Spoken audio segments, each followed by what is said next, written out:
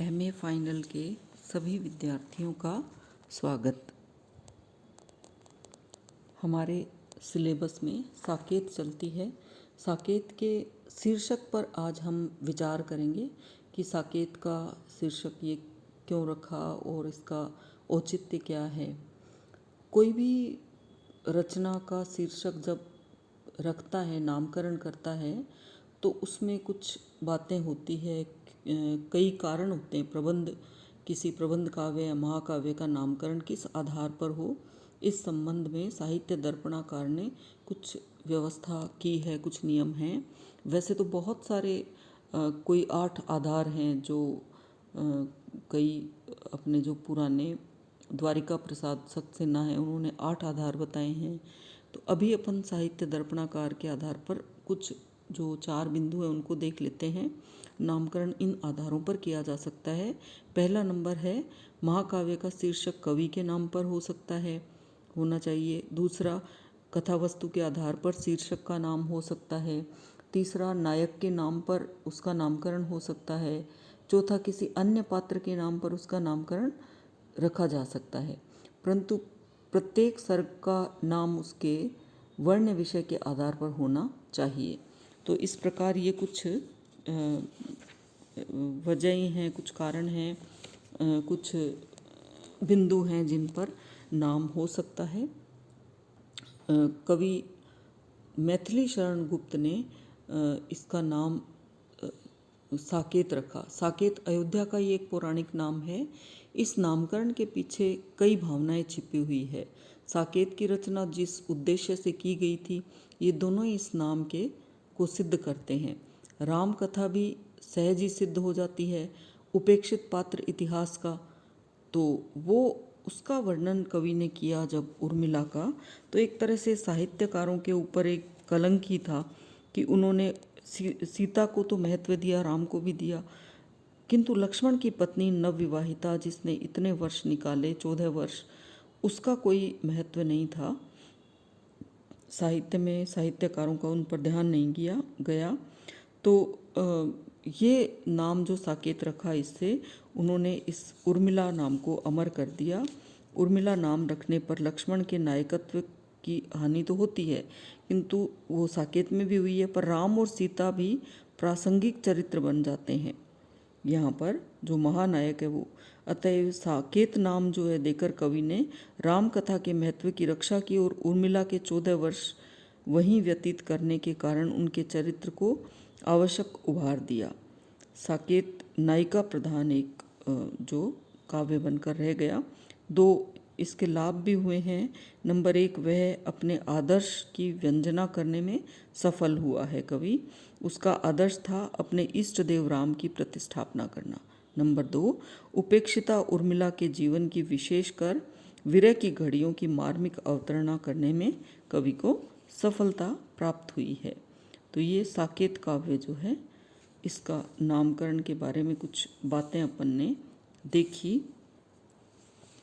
अब अपन शीर्षक का औचित्य जो है उस पर चर्चा कर लेते हैं, औचित्य निरूपण पर।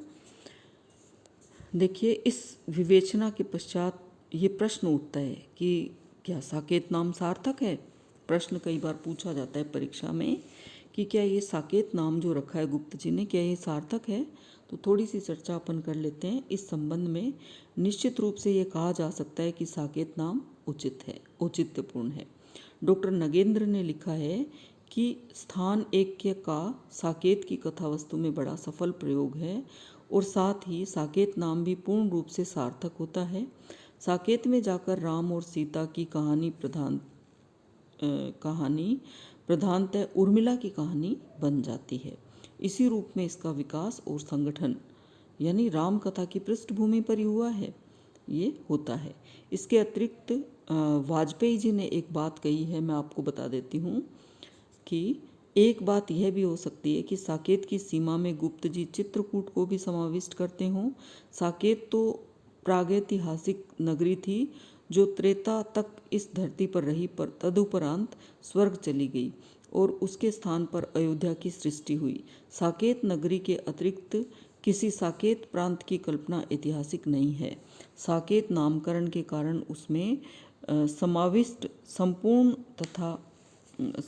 कथा वर्ण्य प्रधान हो गई है और घटनाएं प्रत्यक्ष के स्थान पर परोक्ष बन गई हैं। तो ये उनकी कोटेशन है।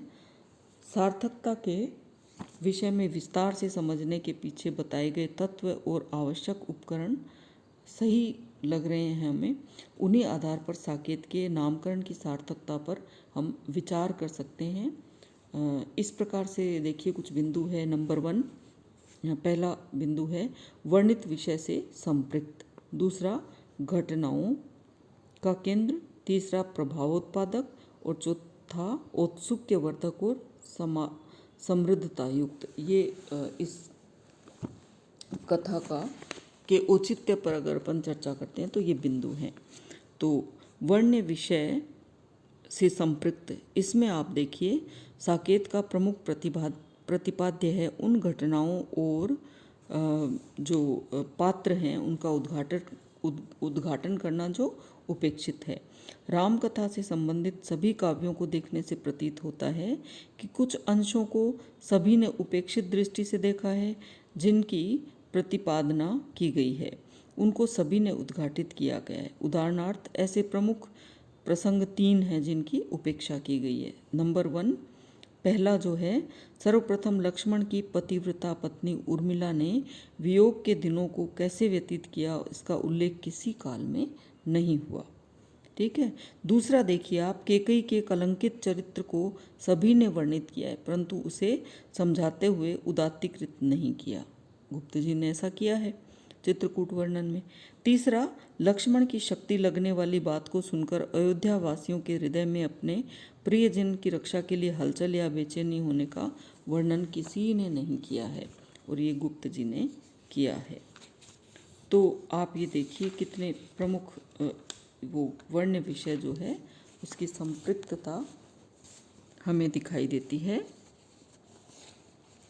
ये कुछ प्रसंग है जहाँ सभी कवियों की कल्पना बिखर गई है। गुप्त जी ने इन उपेक्षित पात्रों और प्रसंगों को पहचाना है और सभी के साथ न्याय करने का प्रयास किया है।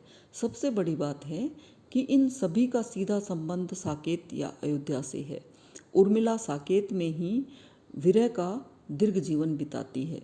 लक्ष्मण की शक्ति के कारण जो हलचल है वह भी साकेत में ही दिखाई गई है। रहा कैकेयी का व्यक्तित्व, वह भी सीधे साकेत से संबंधित है। कारण साकेत का राज्य हस्तगत करने के लिए ही उसने वरदान मांगा था। स्पष्ट है कि 3 जो ये अपन ने प्रधान उपेक्षित प्रसंग बताए हैं ये साकेत से संबंधित है। अतः इस दृष्टि से तो साकेत का नामकरण सार्थक है।